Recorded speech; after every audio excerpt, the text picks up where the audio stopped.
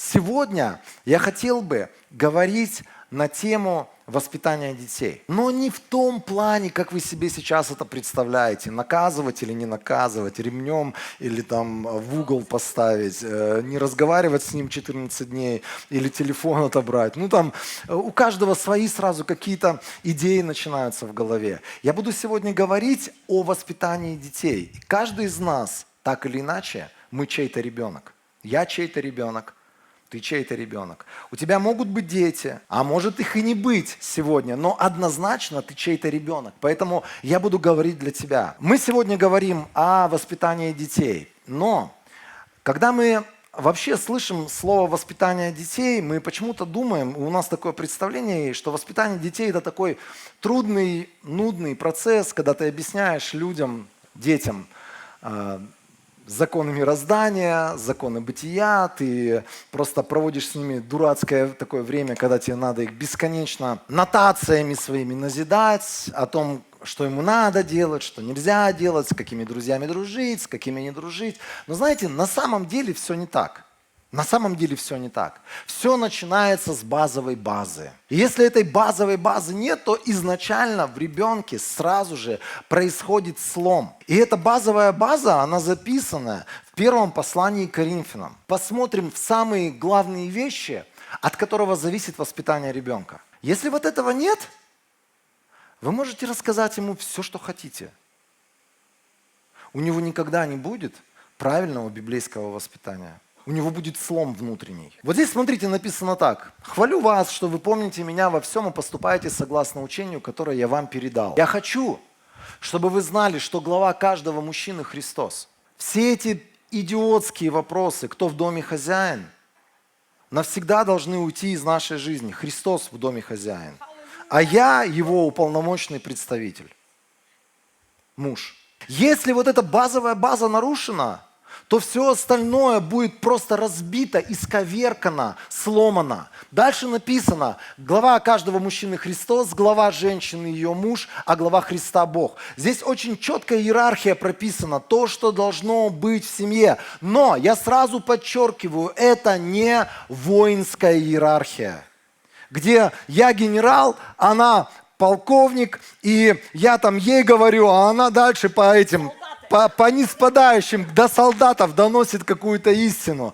И потом, если кто-то где-то что-то нарушено, я с этого полковника спрашиваю, полковник там с майора, майор всех остальных этих подчиненных выстраивает и спрашивает с них. На самом деле, вот эта базовая база, она, если она в отрыве, мы сейчас придем к посланию Ефесянам, если она в отрыве от послания Ефесянам, то эта беда может быть вот на этой базовой базе построена. Потому что если мы строим только на законнических основаниях нашу семью, если там не царствует настоящая любовь, и там нет самого главного, мужчине глава Христос, то есть я покоряюсь Христу прежде всего.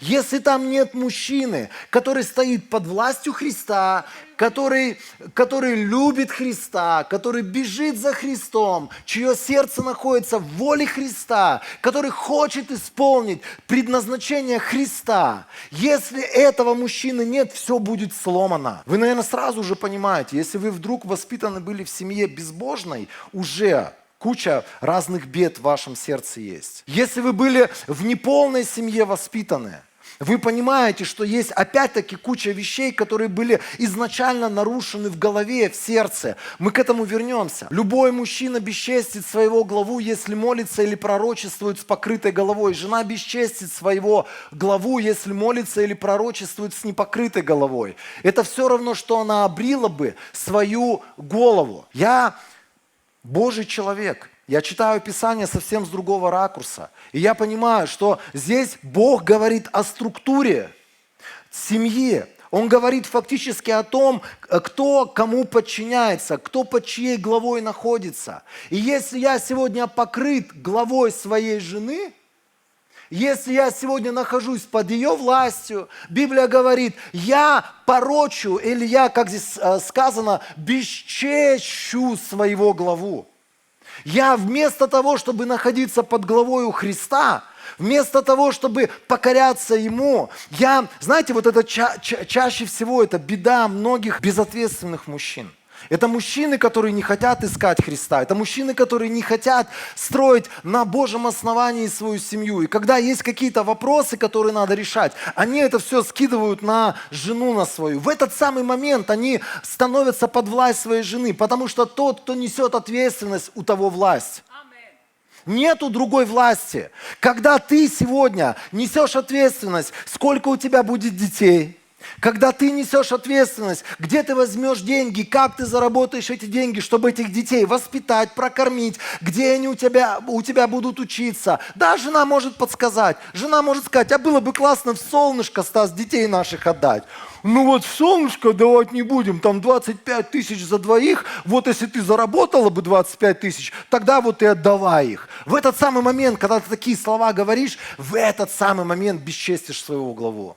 Потому что это твоя ответственность. Ребят, когда мы воспитываемся в других семьях, когда мы воспитываемся в семьях, где все задом наперед, где мужчина это такой, знаете, вот есть у меня 2 детей и еще 3.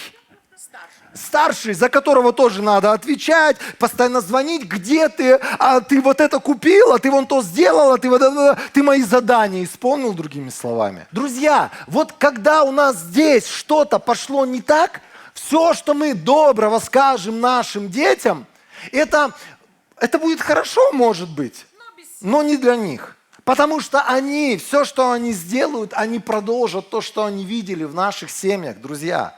Поэтому, пока вы сегодня молодые, пока вы сегодня думаете о том, с каким человеком построить семью, и, например, ты женщина или ты мужчина, и ты присматриваешься к каким-то людям, посмотри на то, способен ли этот человек кого-то уважать и кому-то прислушиваться, кроме себя родненькой. Способен ли этот мужчина брать ответственность, зарабатывать, быть человеком, который хотя бы сам себя обеспечивает? Который уже отлепился от мамы, который уже не зависит от ее мнения, и который говорит, in the name of Jesus, за себя могу и за тебя смогу. Вот здесь принцип, знаете, многие люди думают, если женщина там не покрытая, то есть без платочков, это все нарушено, все сломано. Если женщина сегодня, она не покрыта властью мужа, она встала над этой властью, вот здесь беда. Ты хоть 500 платочков надень. Я видел этих женщин хитреньких, которые в платочки приходят, но они такие манипуляторы, которые, знаете, как паук в сети домой приходит. Она знает, за какие нити дергать надо. В платке при этом она это делает. Со смиренным лицом. А мы выросли многие в таких семьях. Не так разве? Если мать одна, это уже, если ты воспитываешься без отца, это уже беда. Если твои родители развелись, это уже беда. Это внутренняя трагедия, которую ты пережил. Это уже та самая травма, которую ты несешь на протяжении всей своей жизни. Если ты не позволишь Богу вернуть тебя вместе с Духом Святым в эти ситуации, если ты не переживешь прощения и не скажешь своими устами слова прощения в жизнь твоих родителей, которые согрешили против тебя, когда они тебя бросили. Когда твой отец тебя бросил и не заботился о тебе, не заботился о матери твоей. Когда твоя мать, может быть, там тебя бросила. Или, как бывает, матери чаще всего не отказываются, но бывает так, что передают на поруки каких-то людей для того, чтобы устроить свою жизнь личную. Вот эти все моменты, это все боли, это все травмы, в которые нам придется возвращаться, если мы хотим исцеления, если мы хотим сегодня построить другие отношения в наших браках. Мы все равно будем внутренне, подспудно, как бы нас хорошо не учили наши родители, каким бы добрым словам они нас не наставляли, мы просто будем делать то, что делали наши родители. Некоторым братьям говорю, братья, как вы можете сегодня, например, увещевать ваших подрастающих детей не курить, если вы сами курите? Он все равно будет курить, потому что у него пример перед глазами отец. Как ты можешь сегодня заставить своего ребенка ходить в церковь, если ты сам там появляешься раз в месяц? Если для тебя это не самая главная вещь в жизни? Как ты можешь заставить своего ребенка молиться, там, почитать Бога, если он никогда не видел тебя молящимся? Что ты можешь сказать ему о том, чтобы он любил свою будущую там жену или избранницу свою, если он никогда не видел видел этого в отношениях между папой и мамой. Папа был генерал, который раздавал указания и лежал на диване. Жены, подчиняйтесь вашим мужьям как Господу. Если бы на этом только было все остановлено. Да потому что дальше написано, муж глава своей жене, как и Христос, глава и спаситель церкви. Здесь такая параллель между мужем и Христом. Христос, который отдал самого себя, который не жил, знаете, вот ради себя. Он просто отдает себя ради нас, чтобы мы были, чтобы мы могли получить благословение через Его смерть. Он отдает самого себя. Это ноль эгоизма. Мужчина, друзья, вот мужчина, о котором сегодня тебе стоит молиться. Ноль эгоизма. Ты живешь уже не для себя любимого. Ты живешь для своей жены. Ты живешь для блага своей семьи. Ты живешь для блага своих детей. Это вот здесь такая важная библейская, не знаю, такой важный библейский слой жизни, который почему-то игнорируется многими мужчинами. Это то, за что необходимо молиться. Господь, я хочу, чтобы в моей семье, в том вот оазисе света Божьего, который я строю, моей жене было настолько комфортно, чтобы она бежала туда. Чтобы она не сбежала оттуда к какому-то другому мужчине, а чтобы она бежала туда и говорила, где-то мой возлюбленный, хочу быть в его присутствии, потому что она чувствует безопасность, обеспеченность, она чувствует это место комфорта для нее, она знает, что человек, который является ее главой, он не причинит ей какого-то зла ради какой-то своей собственной корысти. Как церковь подчиняется Христу, так и жены должны во всем подчиняться своим мужьям. Дальше. Вы, мужья, любите ваших жен, так как Христос полюбил свою церковь. Знаете, вот все наши слова, которые мы говорим детям, они ничего не стоят, если мы это не показываем по отношению к нашим женам. Самая, наверное, раненая категория людей – это люди, которые видели, как отец хамски относился к матери. Это сыновья, это могут быть дочери. У одних рождаются идеи, что никогда в жизни не будет мужчинам доверять. Другой говорит в сердце своем: вырасту, отомщу. Третий говорит: там вырасту, никогда в жизни не буду такой хам, как мой отец. Это люди, которые из-за боли потом привязывают себя к грехам своих родителей. И потом, когда вырастают, либо делают то же самое, что делали их родители, либо они настолько в антагонизме живут, что они в другую крайность скатываются. И они не способны, например, быть мужественными людьми, потому что им кажется, что вот эта вот мужественность, это вот сродни той мускулинности или вот этой вот быдлянству, которое отец за счет силы проявлял не любовь к жене. Все мы являемся детьми каких-то родителей. Я хотел бы, чтобы ты стал молиться, потому что у тебя есть образ поведенческий, который ты практикуешь сегодня уже в своей семье, уже в своих отношениях. Это могут быть вещи, которые ты тянешь из воспитания, которое ты там получил. Тебя могли учить правильным вещам, но ты видел примеры негативные. И эти примеры негативные ты сегодня повторяешь в своей собственной жизни. Дальше написано так, что Христос, Он отдал самого себя за нее, чтобы сделать ее святой, очистив ее водным омовением через Слово, чтобы Ему поставить ее перед собой как славную церковь, не имеющую пятна или порока, или чего-то подобного, чтобы она была святой и непорочной. Точно так же и мужья должны любить своих жен, любить как свое собственное тело. Тот, кто любит свою жену, любит самого себя. Ведь нет такого человека, кто бы ненавидел свое тело, но каждый питает свое тело и заботится о нем, так и Христос заботится о церкви. Здесь описывается вот эта вот функция. Я почему начал именно с мужа? Потому что, во-первых, муж глава, во-вторых, муж это тот, который распространяет атмосферу определенную. Он начинает любить, он начинает показывать своими делами. Я тебя люблю.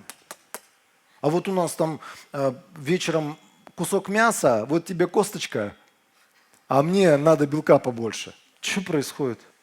Это в любви. Мне надо набирать массу, а ей там, может быть, избавляться от массы. Ты что? Здесь написано, он заботится о ней так, что он больше, чем о своем теле заботится, питает, проявляет определенную заботу, греет, делает так, чтобы этому человеку было комфортно, а не дискомфортно.